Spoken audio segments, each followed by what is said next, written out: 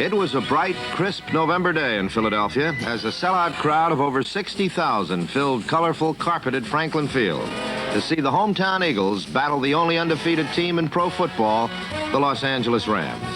This was the West Coast squad's first visit to the Quakers City in a decade, and as befitted their Hollywood background, their entourage included both some widely known stars, such as Jim Nabors, and an abundance of colorful performers.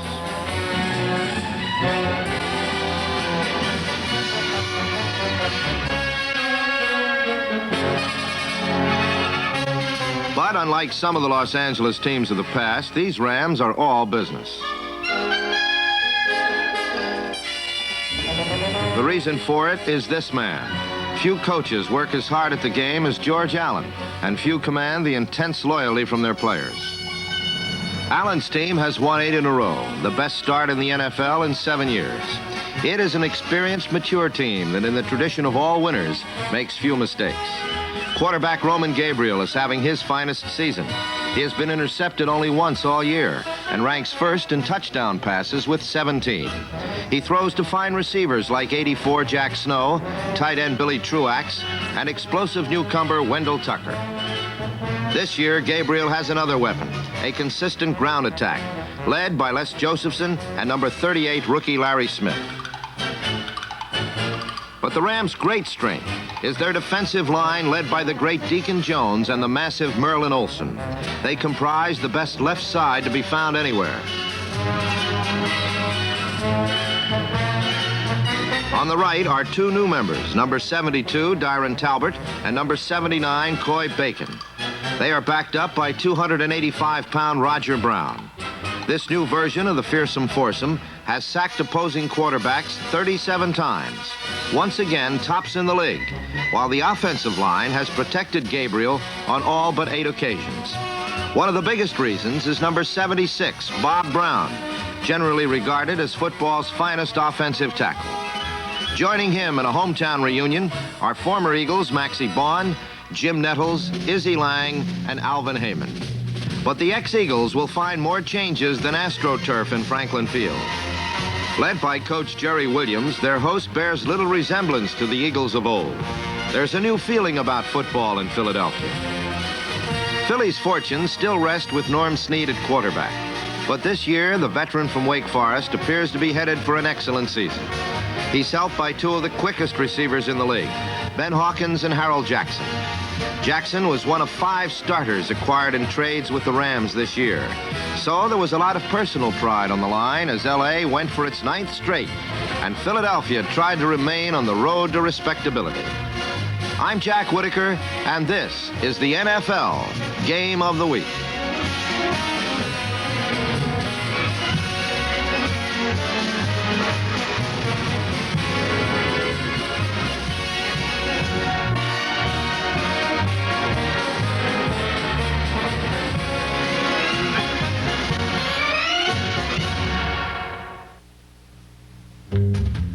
The Rams won the toss, elected to receive, and for a while, it looked as if the game might have been decided right there.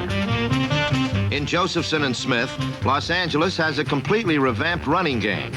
Last year's starters, Willie Ellison and Tommy Mason, are on the bench. And perennial workhorse Dick Bass is on the cab squad.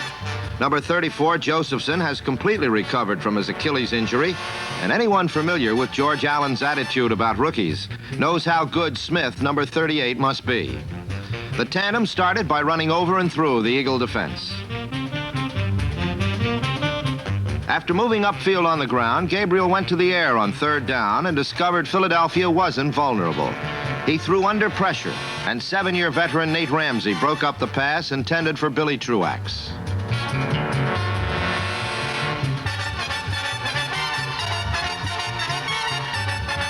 Bruce Gossett is the 2nd leading scorer in the league, but he failed to add to his total from 42 yards out.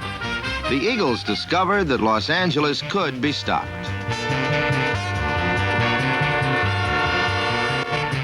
It didn't take long for the Ram defense to assert itself.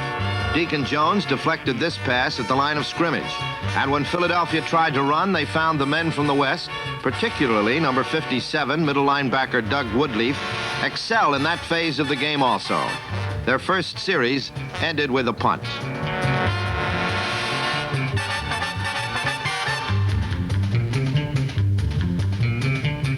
An Eagle alumnus, Alvin Heyman, leads the league in punt returns, averaging about 14 yards.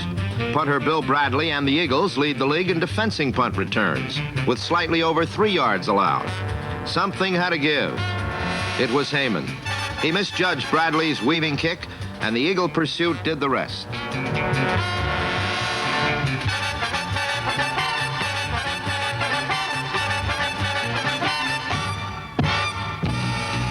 With the ball deep in his own territory, Gabriel threw to Wendell Tucker, the fastest of the Ram receivers, in an attempt to shake him free. But Tucker was boxed in by Irv Cross and Nate Ramsey. This was an integral part of the Eagles' defensive strategy today. Another part of the strategy called for a strong rush by a front four which has shown much promise. Today, the line was further bolstered by the return of Gary Pettigrew. Their quarry was Roman Gabriel, who at 6'4", 220 pounds, is the biggest and strongest quarterback in the league. Not surprisingly, he is almost impossible to bring down. With the third down possession play in Los Angeles deep in Eagle territory, Tucker split to the opposite side in an effort to test the left side of the Philadelphia secondary. Gabriel was pressured just slightly, and Al Nelson stayed right with the speedy Tucker as the ball sailed harmlessly incomplete. The Eagle defense had held again. The problem for Norman Snead today was considerable. He had to attack a defense that leads the league in two vital statistics: fewest yards allowed running and smallest percentage of successful passes allowed.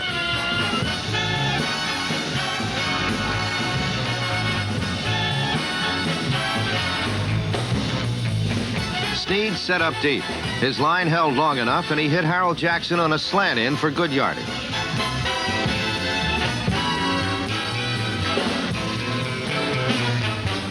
Sam Baker put his foot into a 44-yard field goal attempt.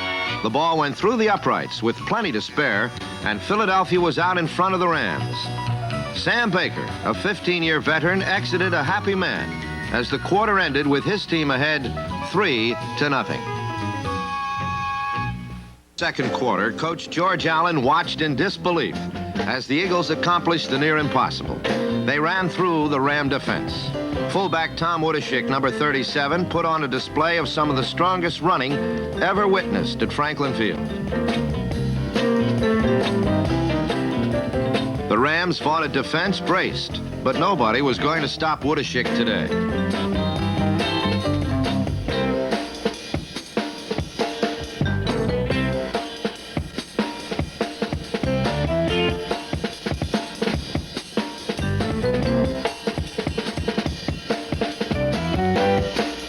And when Los Angeles became overconscious of the run, Snead winged the ball toward Harold Jackson, whose defender, number 24, Clancy Williams, was so intent on the foot race, he didn't go for the ball until it was too late.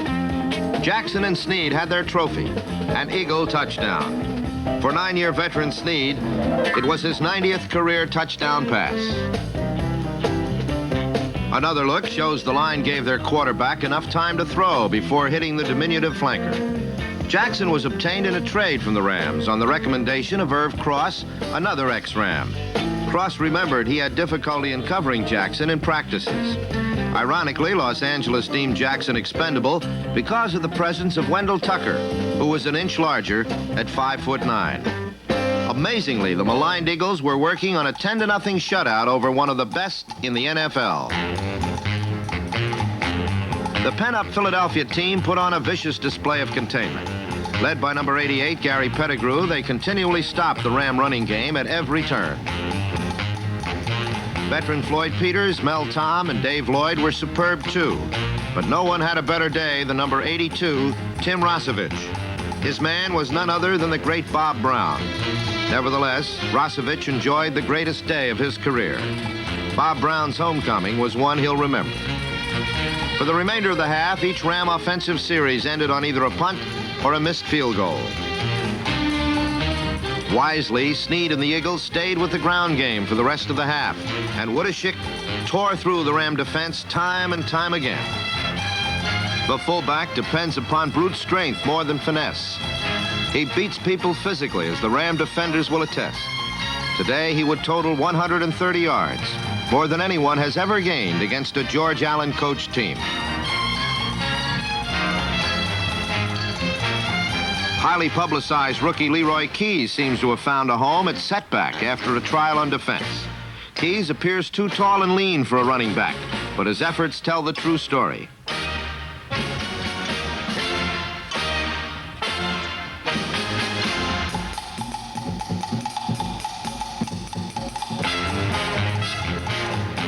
Woodishick and Keys weren't beating the best defense in pro football by themselves. The Eagle line was blocking beautifully.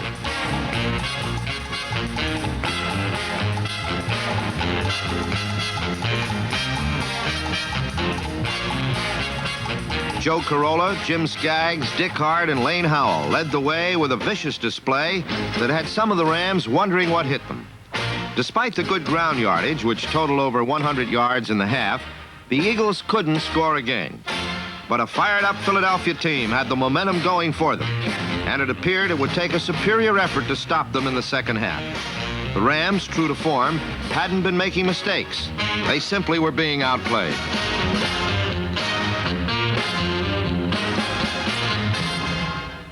Number 82, Tim Rosevich, came out for the second half hoping to sustain their stunning first-half performance and lead their team to the upset of the year. But George Allen must have done something right in the locker room, for in the third quarter, Roman Gabriel and the Rams were to all but shatter Philadelphia's dream. Gabriel's plan was to pass his way to the end zone. In the first half, he failed due to tremendous pressure from the front four. But in the opening series of the second half, he had plenty of time and led his team to its first score. With Tucker and Snow on the receiving end, the Rams moved to the Eagles' 25. On first down, a great save by Al Nelson prevented a touchdown.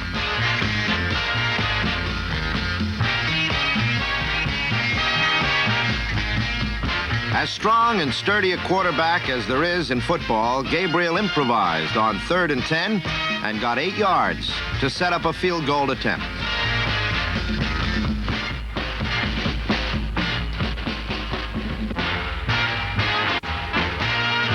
But catching the Eagles asleep, holder Eddie Metter ran for the first down. And got it.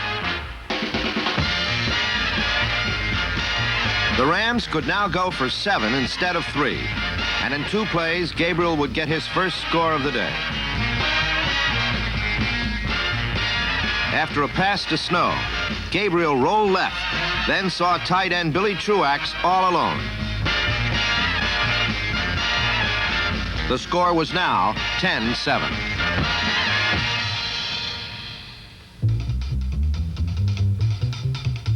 Tom Woodishick was still running well for the Eagles, and Snead was not about to abandon a ground game that had set up his passing attack.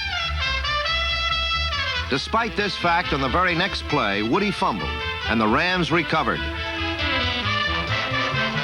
This fumble started an incredible chain of events that would cost the Eagles dearly. The ubiquitous 21, Eddie Metter, recovered.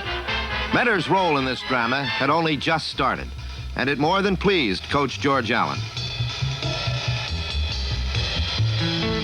Roman Gabriel's Act 2 was just beginning to swing into full gear.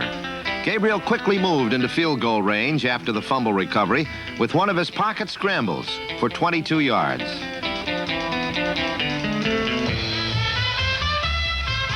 Now on the 12, the Eagles held, and on 3 straight plays denied the Rams their end zone. So Bruce Gossett did kick a field goal this time, and the game was tied at 10.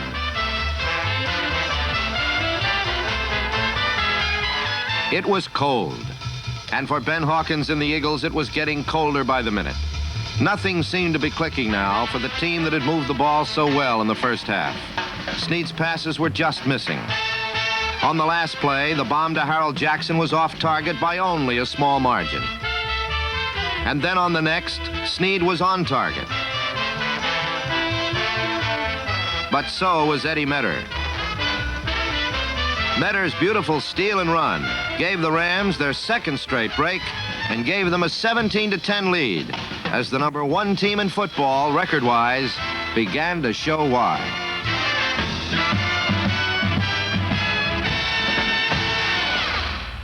When a team is in the throes of blowing a lead on turnovers, it seems that each one brings on another one. On the ensuing kickoff, number 28, Bill Bradley, fumbled, and the Rams again had the ball.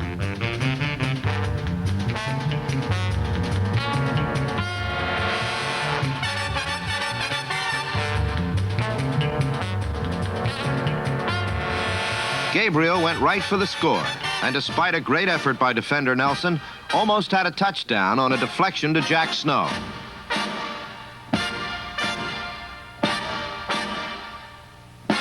It would not have counted anyway, for the Rams were holding on the play and sent back to the Eagles' 42.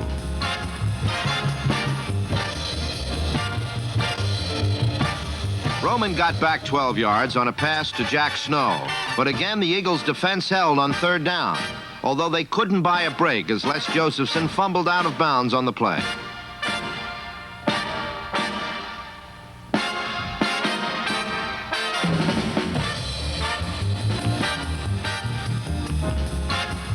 Gossett's second field goal gave the Rams 20 points for the quarter and a 20-10 lead. But the despair was not yet over for Norm Snead in this quarter. As if predictable, Snead on the first play after the field goal threw up another interception. This was the 4th turnover in the space of 6 minutes, and Clancy Williams' interception set up a field goal as the quarter mercifully ended for Philly. For George Allen, it was a brand new ball game. Gossett's third field goal, Norm Snead had 1 quarter to achieve what seemed possible at halftime. But Snead and the Eagles now seem to be moving ever backwards towards certain defeat. Snead is typical of today's talented pro quarterback, however, and is capable of leading his team back from a disheartening series of events. This is exactly what happened. Led by Snead's passing, the running of Tom Woodeshick, and a badly needed break, the Eagles drove 70 yards to a touchdown early in the final period. The break came on a 4th down punt by Bill Bradley as his sky-high left-footed twisting kick touched a Ram, and Philadelphia had new life on the Rams' 35.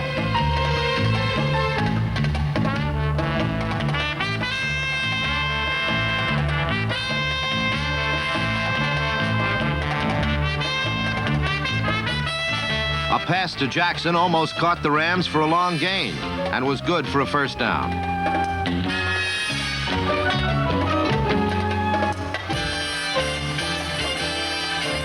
Tight end Fred Hill, number 86, then took Snead's throw and tightrope to the 9.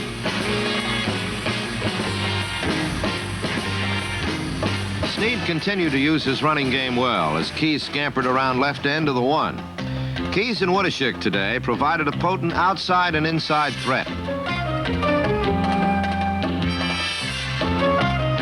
Mr. Inside then dove over for the score, and with 6 minutes left, the Eagles trailed by 6, 23-17.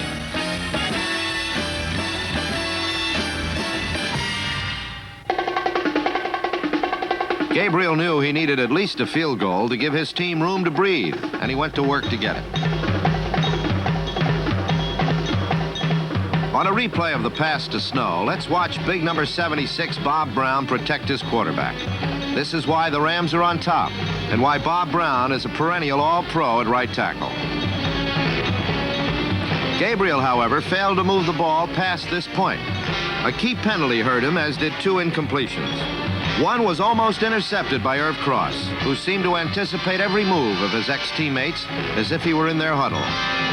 The other was dropped by rookie Bob Klein on 3rd down. With 2 minutes left, the Eagles had the ball and a chance for glory as Coach Jerry Williams began to feel the pressure building to a crescendo. The Rams' defense denied Snead and the Eagles any chance. Snead nearly was intercepted on 2nd down, and on 3rd, Snead was sacked by the Rams' defense for the first time in the game.